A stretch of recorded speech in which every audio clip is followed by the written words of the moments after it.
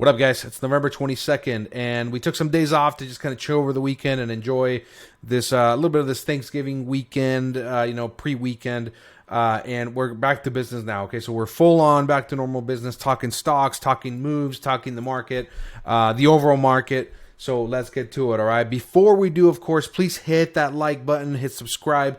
Really appreciate it when you guys do that. Join us in our Discord. Hit me up on Instagram. All that, all right? So let's get to it. So I want to go over the overall markets, but of course we made some moves today. So for our earnings season, which like I said, it was a monster earnings season, the only stock we're going to have left now is Planet 13, which reports tomorrow after the close. Marvell Technology, we got rid of that one today. We sold it for a big profit, big phenomenal gain. Very happy with that and reallocated to a couple other names. We'll talk about that closer to the end. But of course, let's talk about what's going on in the overall market. So let's get to that.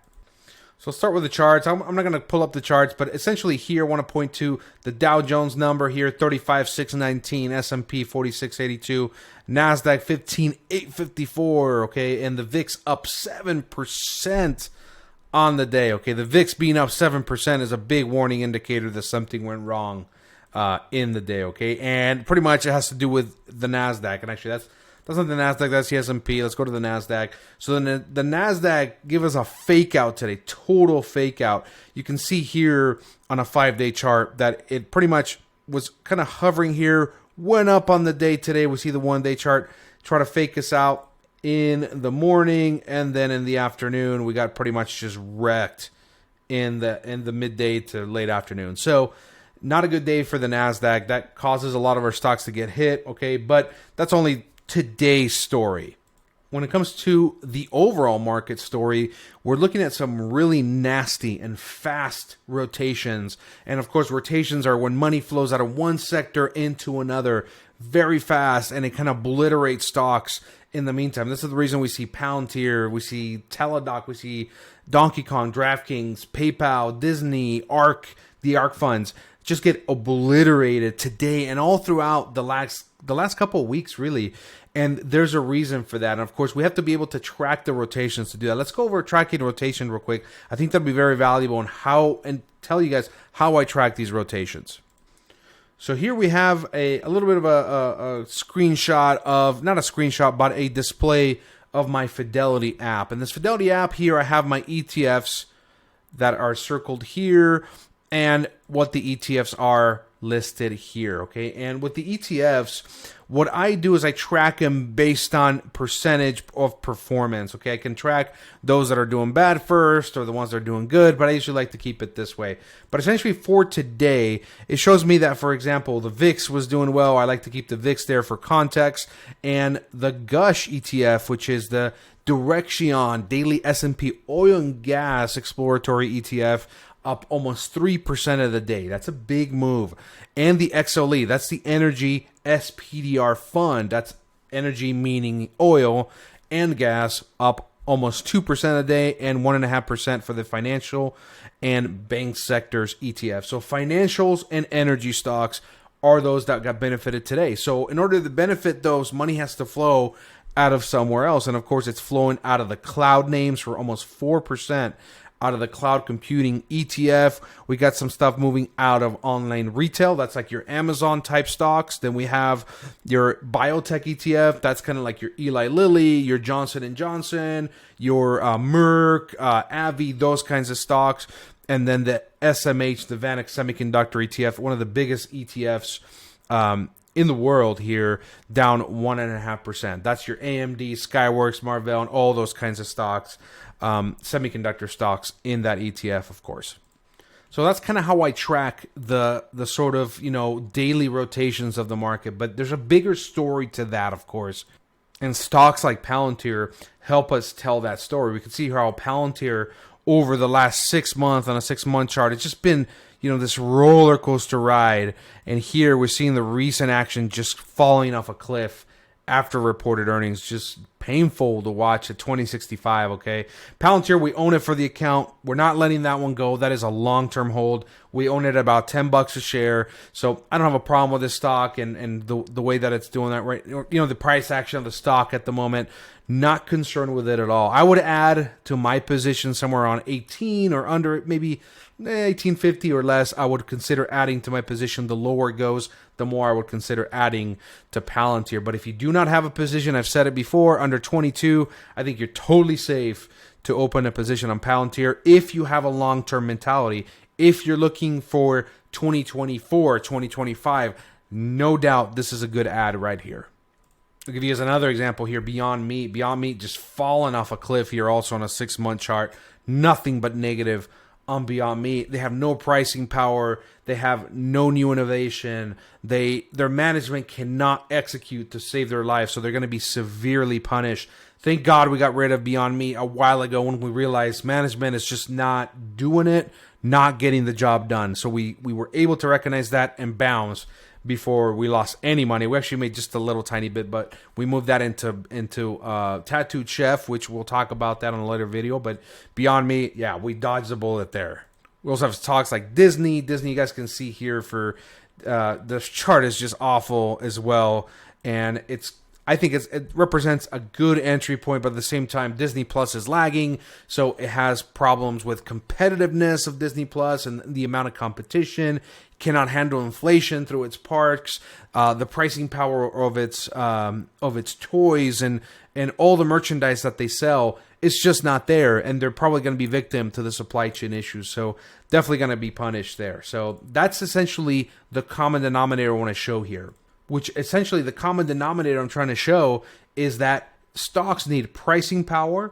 They need a favorable level of competition. When I say favorable, not a lot of competition. Sort of like DraftKings. DraftKings is beginning demolished because it's on a very competitive field with MGM Bet, WinBet, what's the other one? Caesars Sportsbook and Skills, and it's a very crowded field, and there's a pricing war there.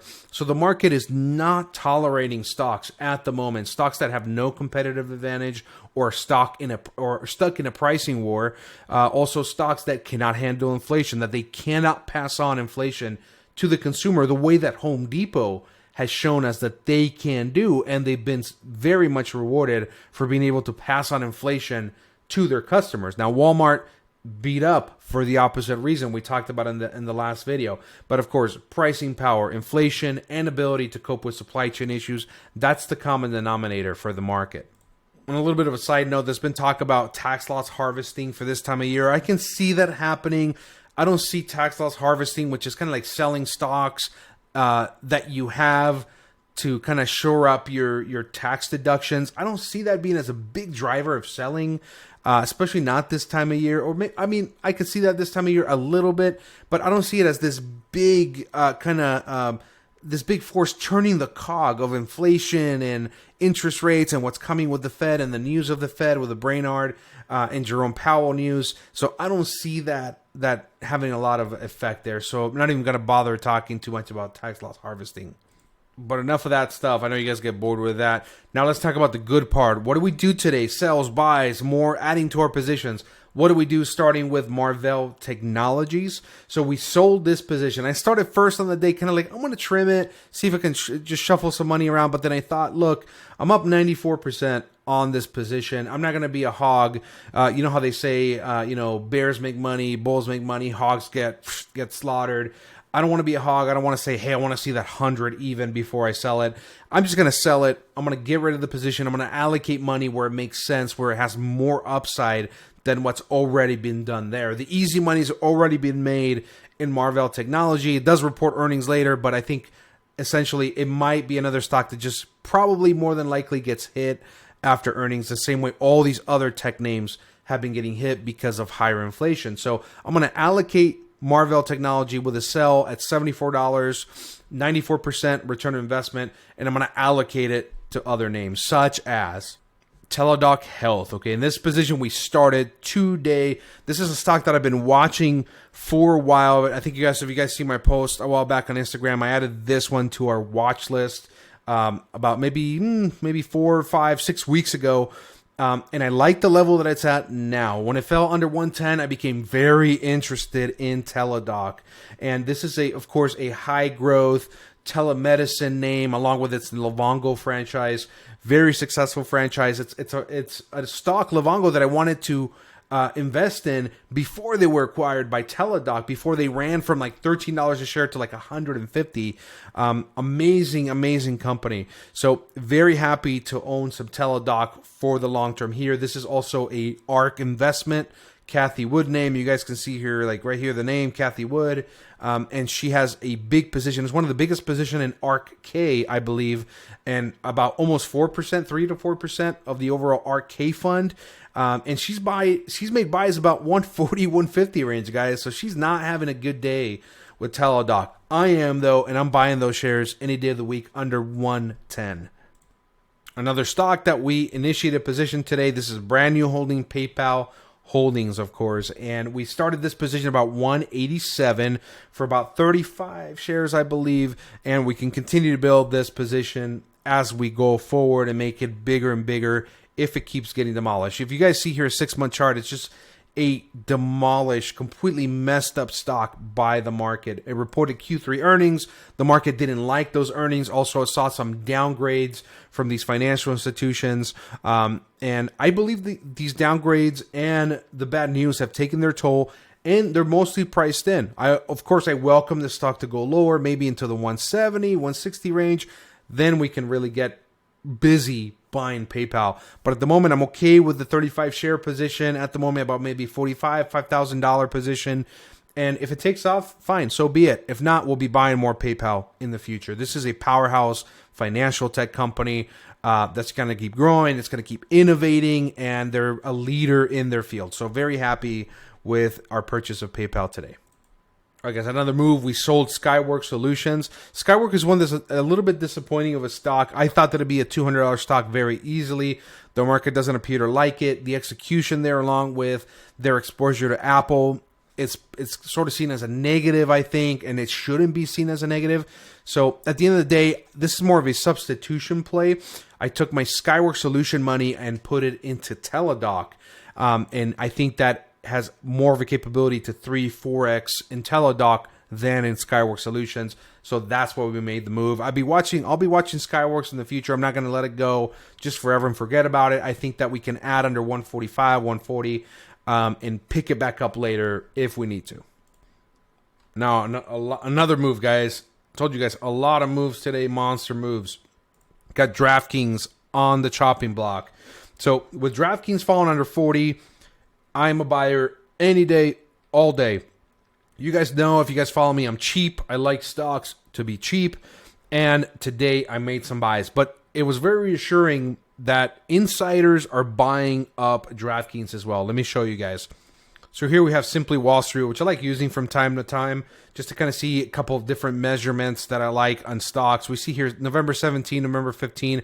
We got Mr. Levin and Mr. Sloan, insiders, actual board members, buying 57,000 shares. You guys can see they're buying a huge amount of shares here. Almost $2 million there, and about $2.25 million there. So about $2.25 million worth of shares purchased by insiders. These guys here are not insiders. They're banks like Morgan Stanley. You guys see here Morgan Stanley buying 37,000 shares at $50 a share. Like, what's up, Morgan Stanley? Like, valuation. What, do you know what that is? Like, chill. DraftKings at 50 is a little bit too much, okay? So, enough of that. So, with the insiders buying, what you guys have to understand is that insiders buying shares only means one thing. So, when insiders sell their shares, it could be for a number of different reasons. They need money for a project, or because they want to invest it somewhere else, or because they have taxes to pay, etc. It could be seen very, very many different ways. An insider buying shares can only be seen one way, and that is confidence, one and only. Confidence that their money and their place for their money is best placed in the company they work for. So this here is a very good indicator for me, at least, that I'm doing a good job picking up shares for DraftKings in this range. So I think that you cannot go wrong picking up shares in that range. Of course, don't follow my advice. Do your own thing. Follow your own, your own research. Deal with your own consequences. But I do love me adding some DraftKings here at these levels. Okay, guys. Now, last but not least, the Honest Company. That's another company that we're just scooping. We're scooping shares as they fall in below 8 at the 8 level, 8.00 and 7.99 level. Today we picked up some more shares there. We're about 600 shares. Actually, no, not 600, more like 800 shares over 2 different accounts, and totally fine picking up to maybe 3,000 shares of Honest Company. This is only an $8 stock at the moment. It's under a $1 billion valuation stock for a company that's making revenues of $370 million, and next year will be about maybe $400 million in my opinion. So it's a very, very undervalued stock. Once it becomes profitable, I think this is going to take off. I see this as being a very low risk play and high upside for the future. Just be patient. Nothing is happening between now and the next time they report. So just give every window of opportunity here a shot to buy more shares, and be patient and do it at your own pace. Don't go all in at once. Just go little by little and start scooping shares and building a nice, decent position, okay? And for me, at least, this is a very high conviction position here for Honest Company. I like that they're a target. I like that they're expanding, and I like their management. I like their balance sheet. Totally good with it. I like their growth. I think I agree with the analysts that they're going to be profitable next year, maybe more profitable than previously thought. So very happy with my position there, and I want to keep adding just little by little, very patiently. I'm in a really good position here. So that's it, guys. That's what we got going on today, all right? So let me know if you guys have any questions about anything that we went over. Hit me up on Instagram. Leave me a comment. Hit us up on the Stock Gladiator Discord. I left the link there in the description. Peace out, guys.